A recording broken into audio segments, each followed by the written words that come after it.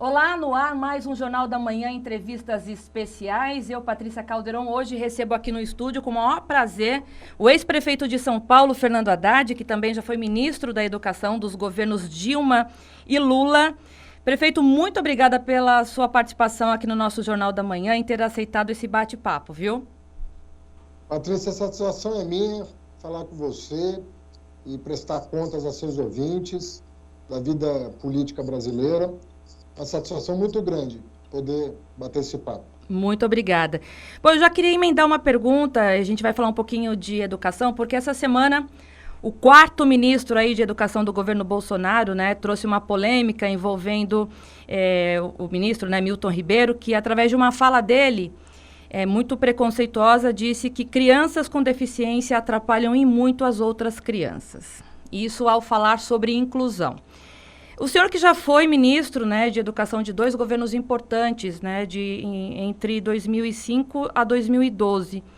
O que o senhor, quando leu esse depoimento, essa fala dele, o que o senhor sentiu em relação a isso e o que o senhor tem a dizer em relação a isso quando um ministro de uma pasta tão importante vai a público falar uma bobagem dessas, né?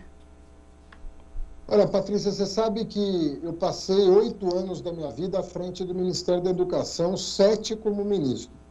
Então, é uma vida dedicada à educação. Além de tudo, eu sou professor universitário, quer dizer, quando eu não estou trabalhando pela educação no governo, eu estou trabalhando na sala de aula. Então, para mim, a educação é minha vida, né? E eu fiquei atônito, né, com a declaração dele, porque isso revela um desconhecimento tão grande do que acontece no mundo hoje, em termos de educação inclusiva, que gerou revolta e perplexidade. Eu vou te dar um exemplo do que aconteceu durante a minha gestão. Nós fizemos um cruzamento de 2 bancos de dados. Fizemos um cruzamento das crianças matriculadas na escola, das crianças que recebiam benefício de prestação continuada pelo fato de serem pessoas com deficiência de baixa renda. Você sabe que a criança com deficiência no Brasil, de baixa renda, ela recebe um salário mínimo por mês do governo. Quando nós fizemos esse cruzamento, nós descobrimos 500 mil de crianças fora da escola. Imagina você. Pela falta de inclusão. Pela falta de inclusão. Pois nós criamos um programa chamado BPC na escola. Benefício de prestação continuada na escola, justamente para os beneficiários, crianças em idade escolar que estavam fora da escola. Das 550 mil crianças nessa situação, nós conseguimos incluir 400 mil. Foi o maior programa de inclusão educacional da história do Brasil. Você não pode calcular o impacto para as famílias e para essas crianças. E, Patrícia, eu vou falar uma coisa que às vezes as pessoas podem até ter dúvidas a respeito do que eu vou falar, o que é normal, porque a nossa sociedade ainda é muito preconceituosa. O bem que faz para a criança sem deficiência conviver com uma pessoa com deficiência. Você forma o caráter dessa pessoa.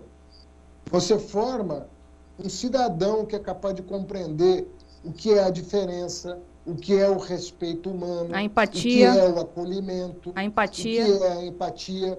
E não é verdade o que esse senhor está dizendo, que as crianças que convivem são atrapalhadas. Mas onde que ele quis chegar, na opinião do senhor, fazendo esse parâmetro tão absurdo, tão meio que sem nexo? Eu até agora estou tentando entender, mas o que ele quis dizer com isso, na opinião do senhor? Na verdade, o que ele quer é segregar as crianças com deficiência em escolas particulares de natureza especial. O objetivo é econômico. O preconceito quase sempre tem fundo econômico. No Brasil existia a mentalidade de que as crianças com deficiência não deveriam conviver em sociedade, não deveriam ser integradas à sociedade, deveriam ficar segregadas. Isso dá dinheiro, porque o Estado paga. Então tinha uma série de instituições particulares que matriculavam essas crianças e diziam, não, elas não podem. Síndrome de Down, não pode estar na escola regular. Criança cega, não pode estar na escola regular. Criança surda, não pode estar na escola regular. Quando, na verdade, quando a deficiência é severa, né, o que acontece? Em geral, você guarda o segundo turno para um atendimento especializado. É bom nesse caso. Muitas vezes a deficiência severa, ela indica um segundo turno com profissionais que vão dar um atendimento especializado, que pode até ser feito dentro da própria escola pública. Porque há escolas que se prepararam para isso. Então, eu fico perplexo de ver como o governo Bolsonaro trata a universidade, trata os institutos federais, trata os professores. Eles quiseram agora acabar com o piso nacional do magistério, que é a única categoria profissional no Brasil que tem um piso específico, né, criado também na minha gestão.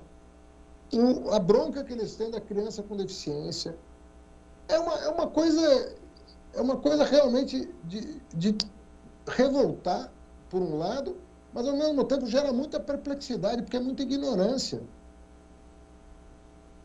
O senhor, essa semana, inclusive, deu um depoimento, né, de que a educação está sucateada, né, no governo Bolsonaro.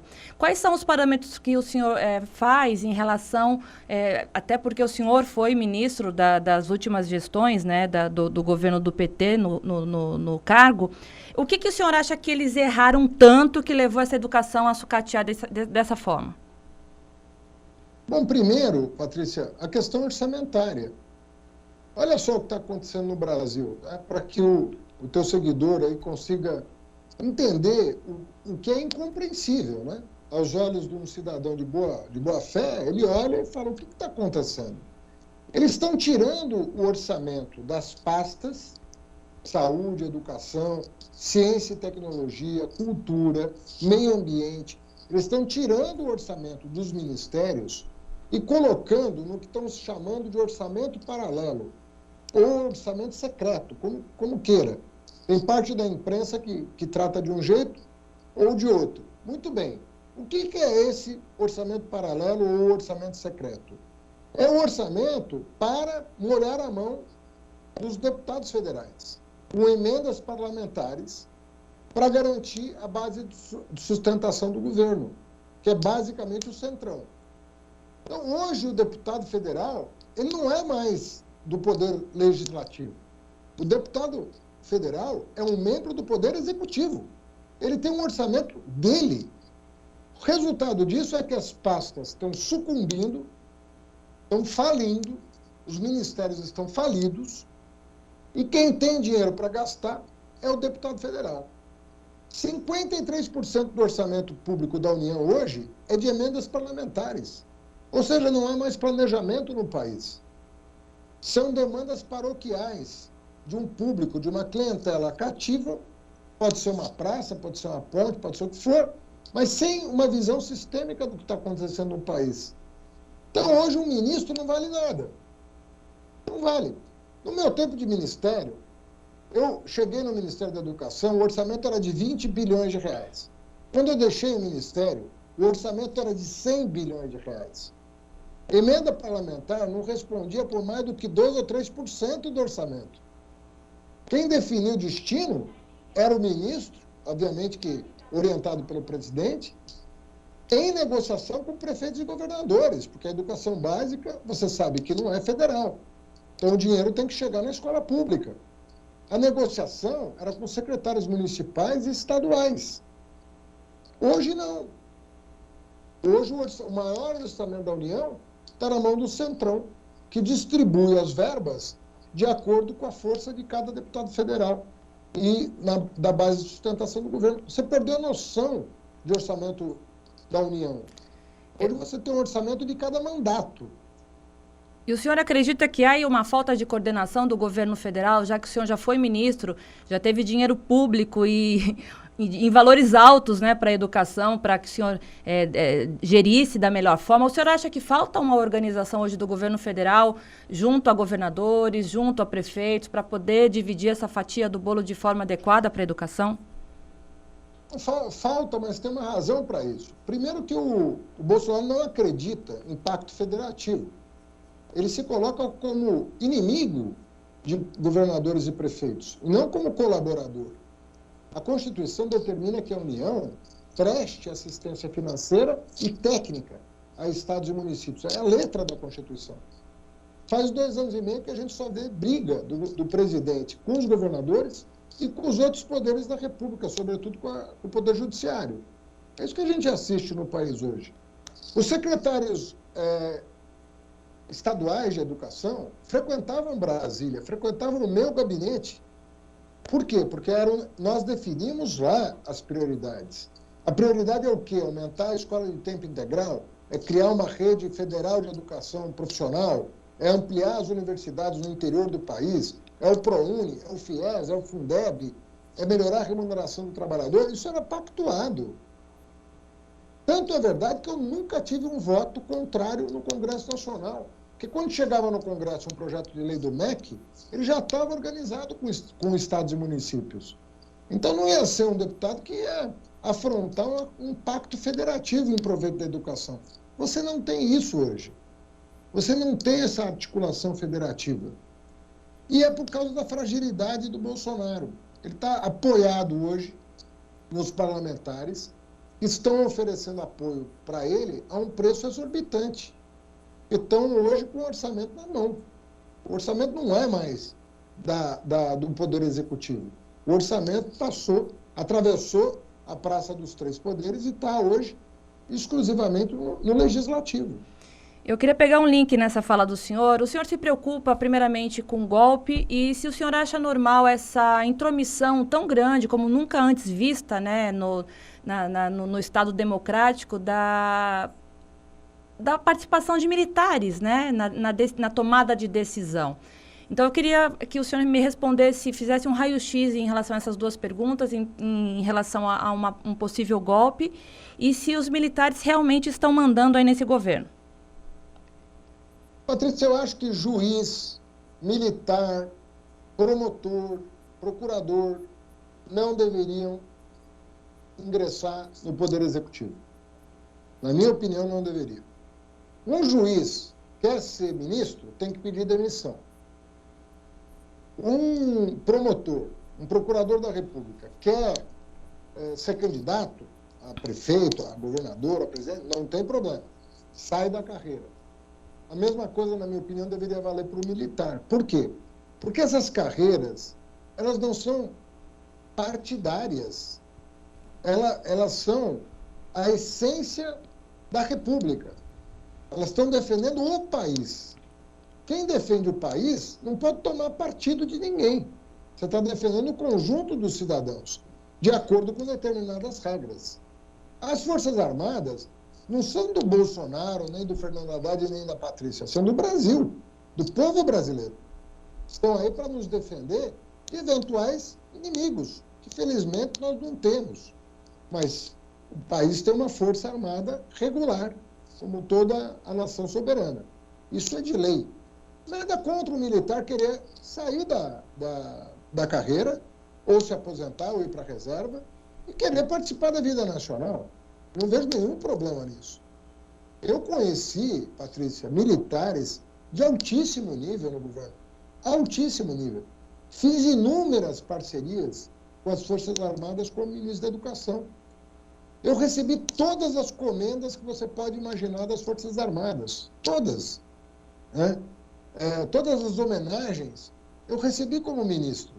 Porque fiquei muitos anos prestando serviço para o país. Saí do Ministério sendo considerada a melhor pasta dos governos Lula e Dilma, né?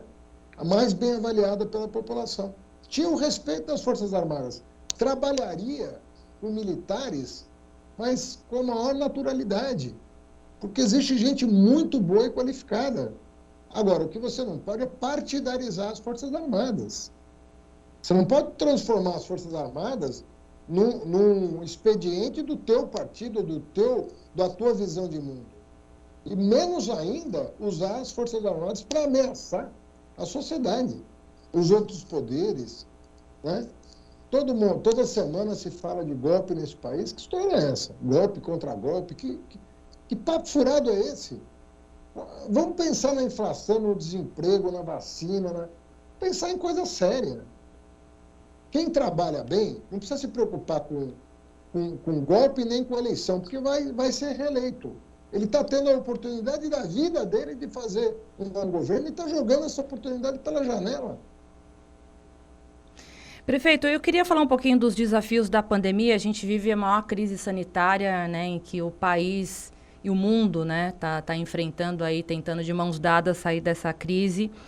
E a educação foi muito prejudicada nessa fase, né? Essas aulas online, pais enlouquecidos com isolamento, ainda tendo que acompanhar as crianças que também estressadas não conseguiram acompanhar. Nós estamos indo já para o 2º ano praticamente de pandemia. E eu falo como mãe e cidadã, porque vi o meu filho no auge da alfabetização, meu de 5 anos, ele não consegue escrever o nome dele. Mesmo eu tendo que tentar ajudar ele da forma que eu posso em casa, né? E a minha filha adolescente, sem perspectivas de concluir o ensino médio, porque está desanimada. Então, assim, foi um caos também, né, que a pandemia trouxe para o setor da educação.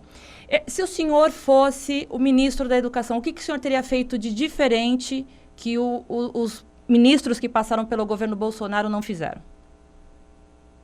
Bom, em primeiro lugar, né, você tinha que, desde agosto do ano passado, corrido atrás da vacina. Quer dizer, você não pode brincar com uma coisa dessa. Ficar de muxoxo, não sei se compro, não sei de quem compro. É comprar o que tem e aplicar. Nós, Patrícia, éramos reconhecidos, nós, enquanto país, éramos reconhecidos como um exemplo de Plano Nacional de Imunização, que nem é do governo do PT, é do governo militar. Ele deveria estar honrando o governo que ele apoiava, porque foi criado na época dos militares e só melhorou, a ponto de, no governo Lula, ter atingido o ápice de eficiência. Nós conseguimos, em 90 dias, vacinar a população de qualquer coisa.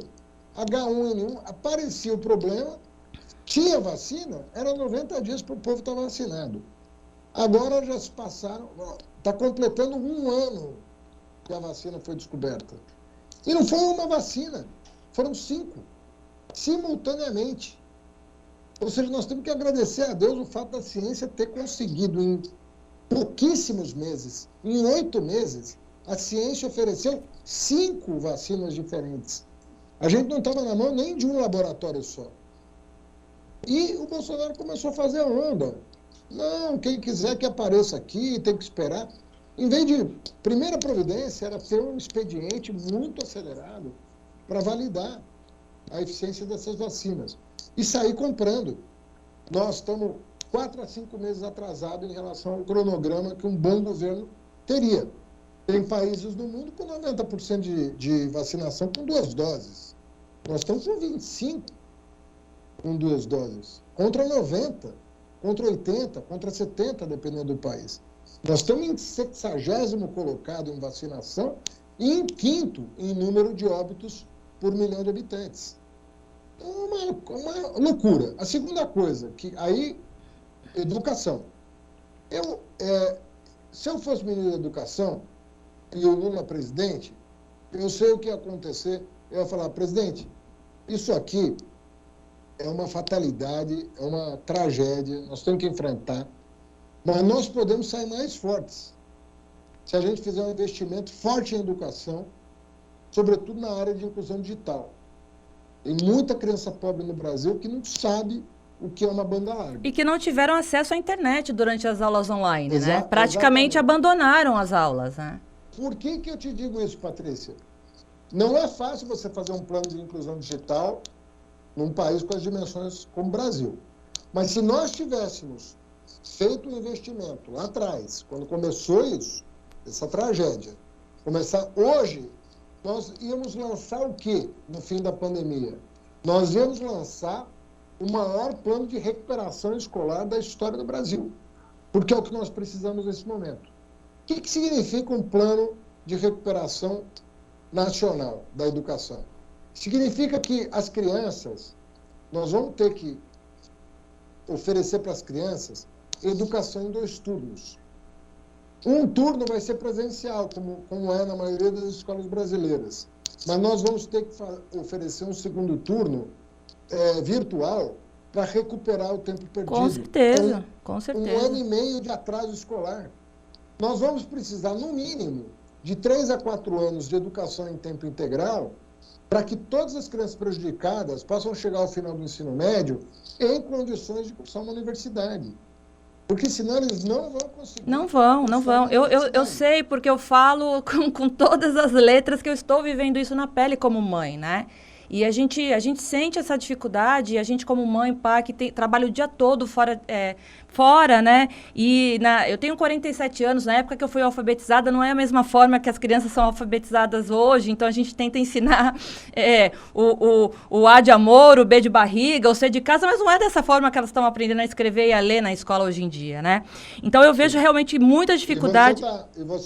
Você está num estado, né, que aproveitou o boom educacional brasileiro e fez acontecer. Sim, Você imagina em outros estados que não fizeram lição de casa, né? Qual é o tamanho do desafio que nós temos pela frente? Nem me fale.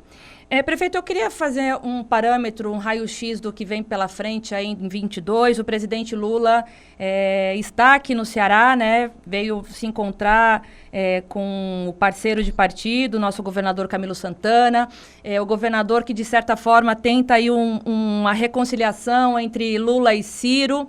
A pergunta que eu faço para o senhor é a seguinte: como que o senhor vê o palanque eleitoral aqui no Ceará? Como que o senhor vê esse desenho?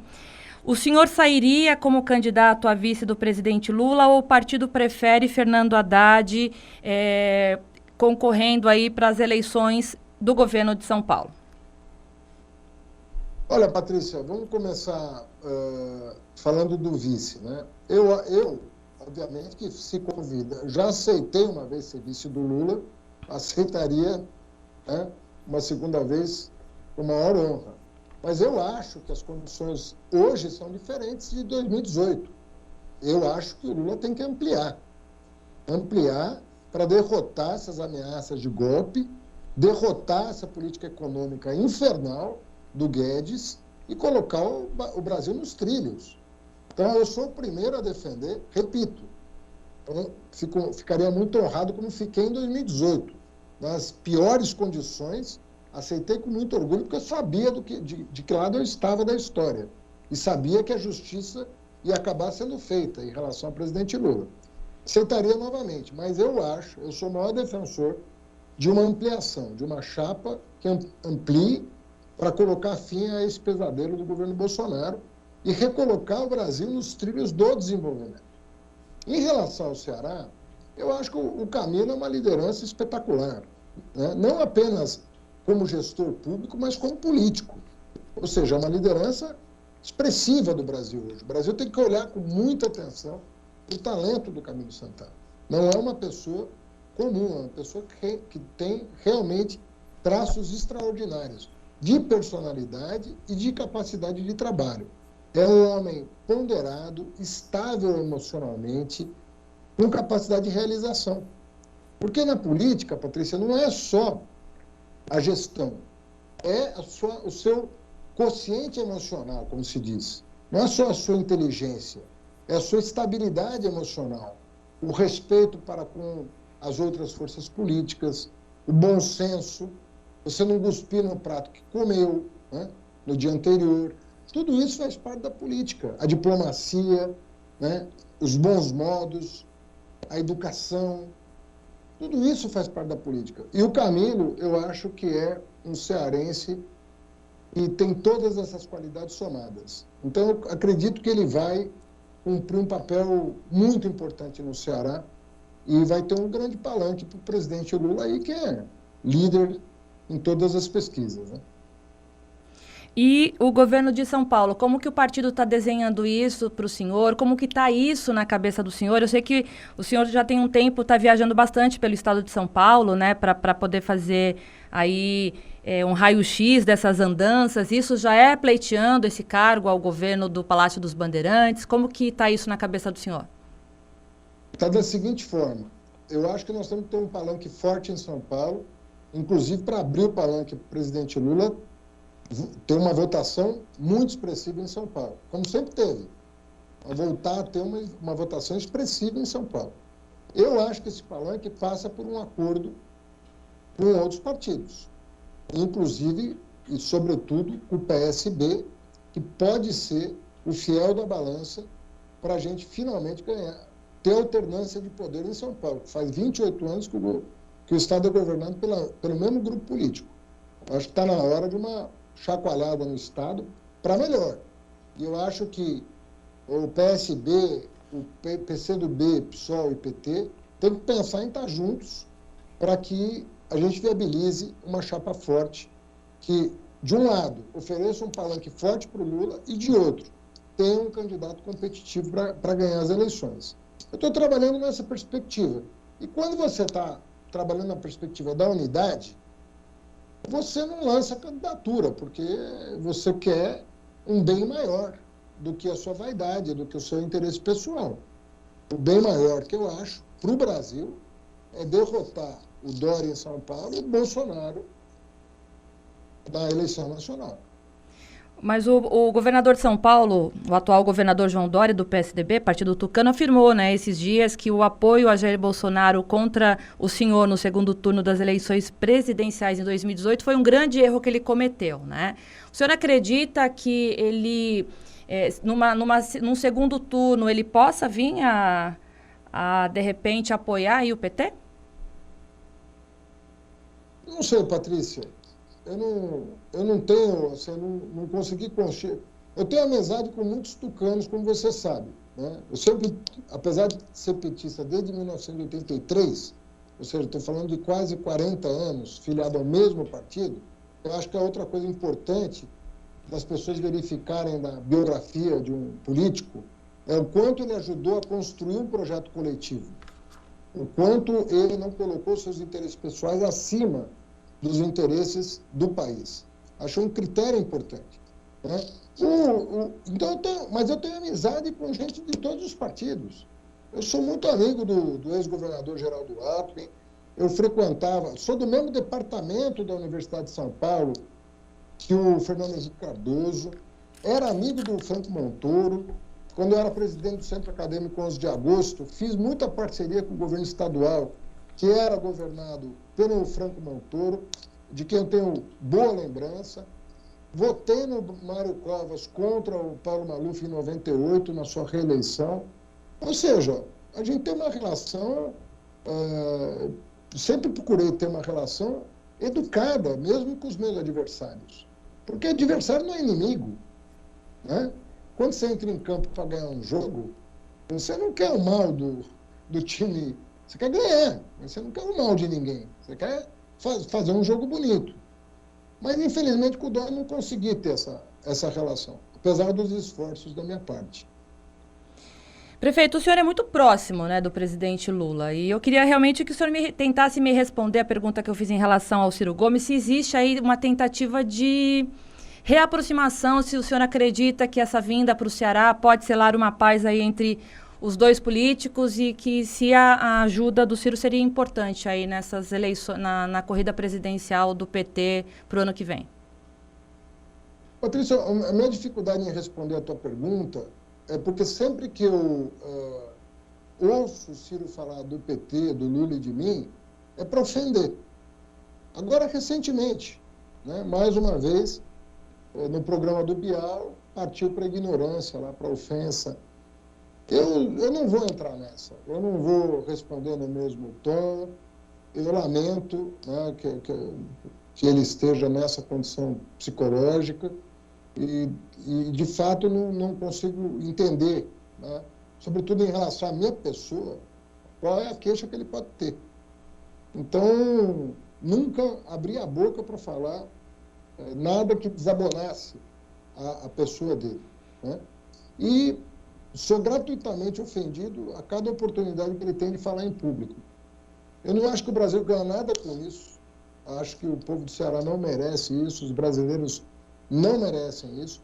Nós fomos colegas de ministério, ele foi ministro da integração do governo Lula, foi ministro da educação, e eu não vou entrar nesse jogo muito rebaixado, e eu acho que o Brasil não está precisando disso.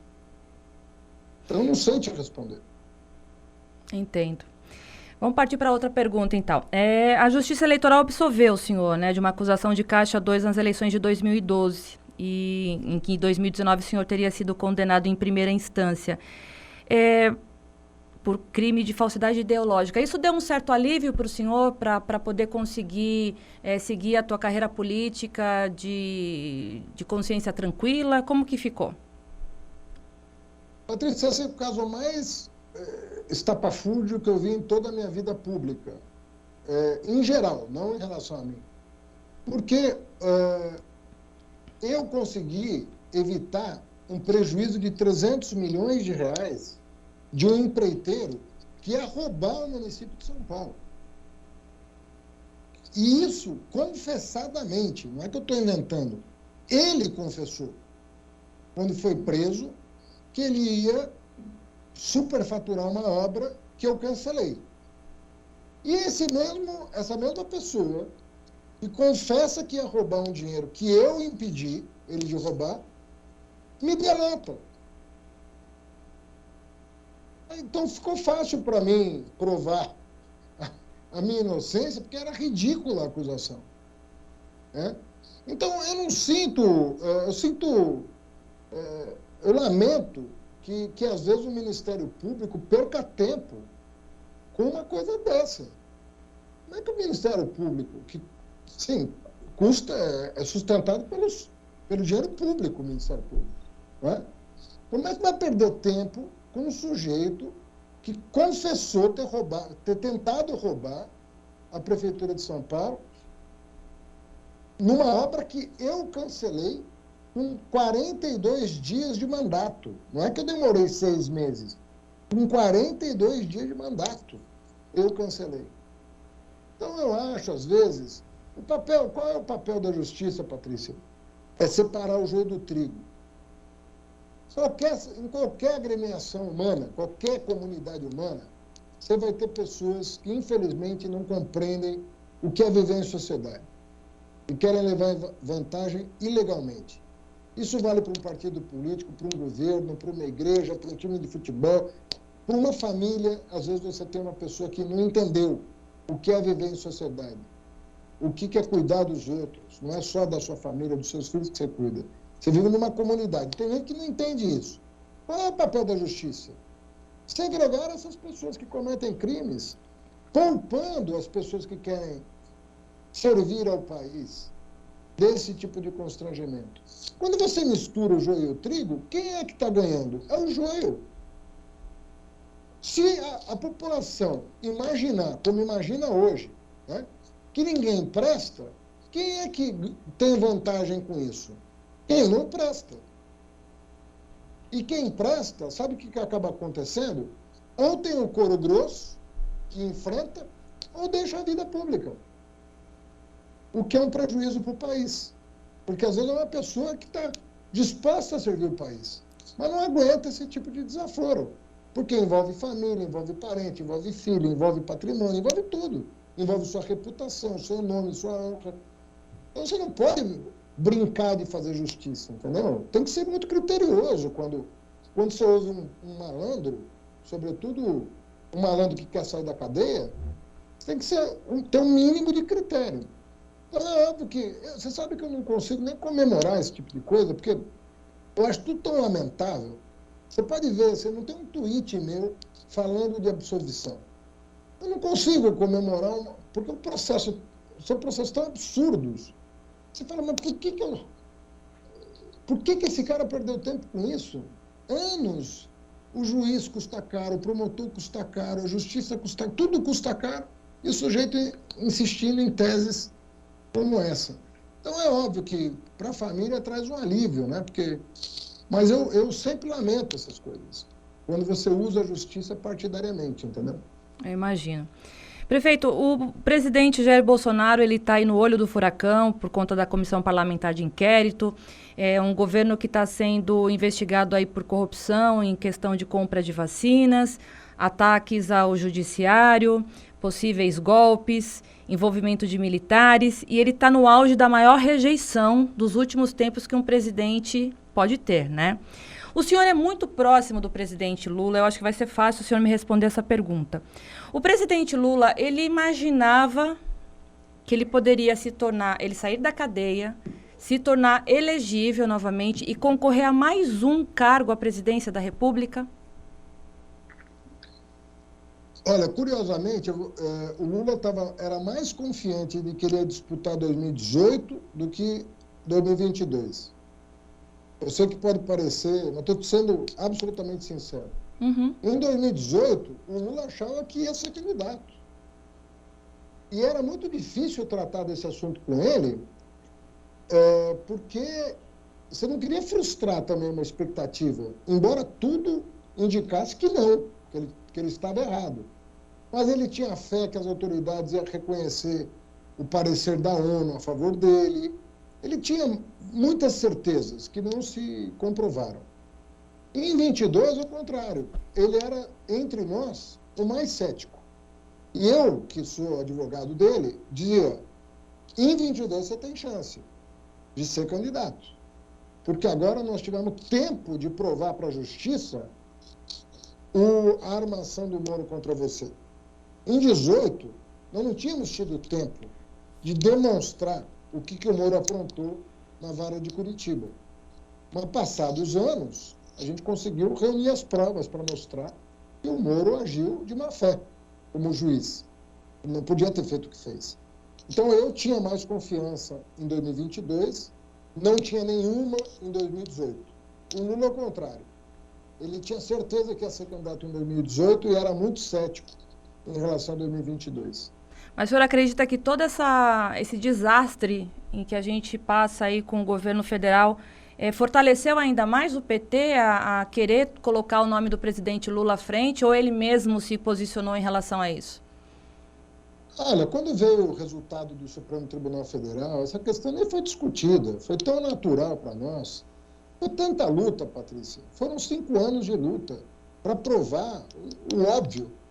Foram 5 anos, uma comunidade inteira, uma agremiação inteira, 2 milhões de filiados, vigília em Curitiba, ida para cima, para baixo, Nações Unidas, personalidades do mundo inteiro protestando contra o que estava acontecendo no Brasil. Aí a gente consegue o resultado e aí ele diz, agora não quero mais. A gente não tinha nem chance disso acontecer. Então vocês estão otimistas, prefeito?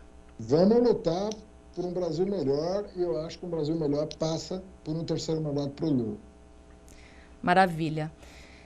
Prefeito Fernando Haddad, que foi ex-prefeito do estado de São Paulo, um dos maiores estados aí da nossa federação, que também foi ministro aí por 2 vezes, né, em 2 governos, Dilma e Lula, que carinhosamente topou em bater esse papo aqui com a gente. Papo reto, né, prefeito? Falamos de um pouquinho de tudo. E eu sei que o senhor é muito eclético nos assuntos, responde tudo com muita propriedade, mas eu quis dar um pouquinho mais de atenção na questão da educação, que realmente é algo que incomoda a todos e que eu não podia fugir dessas perguntas relacionadas à educação. E foi um grande prazer falar com o senhor, viu? Patrícia, parabéns pelo programa, pelas entrevistas. Desejo a todos os seus seguidores um ótimo período aí pela frente, que a gente se recupere enquanto nação. Saúde a todos. Nós estamos ainda numa situação delicada e parabéns mais uma vez. Muito obrigada mesmo.